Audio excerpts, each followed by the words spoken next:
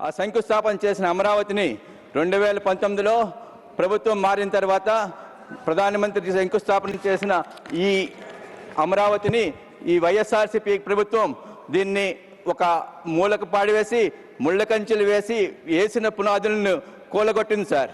ఇక్కడ ప్రత్యేకంగా మీకు చెప్పాల్సింది ఏంటంటే నిన్న ఏం జరిగిందో ఈ సభ దృష్టికి తీసుకురావాలి సార్. నిన్న ఆ పార్టీ యొక్క అధ్యక్షుడు జగన్మోహన్ రెడ్డి ఒక విధంగా కామెంట్ చేశారు సార్. ఏమన్నారంటే ప్లాన్ బి ఉంది. ప్లాన్ బి అంటే మచిలీపట్నాన్ని, గుంటూరుని, విజయవాడని కలుపుతా కొత్త రాజధాని ప్రతిపాదన. ఇది మవేగా ఏదో అని చెప్పుకుంటూ వచ్చారు సార్. ఇది ఆయన యొక్క చంచల మనస్తత్వానికి నిదర్శనం సార్. ఆయన ప్రతి విషయంలో కూడా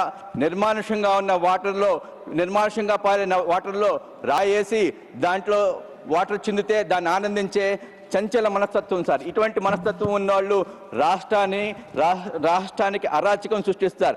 40 రాజకీయ పార్టీలు ఏకదాటిగా దేశమంతా సపోర్ట్ చేసి ఈ బిల్లుని ముందుకు తీసుకెళ్తుంటే మా రాష్ట్రంలో ఉన్న ఈ రాజకీయ పార్టీ ఈ బిల్లుని వ్యతిరేకిస్తుంది.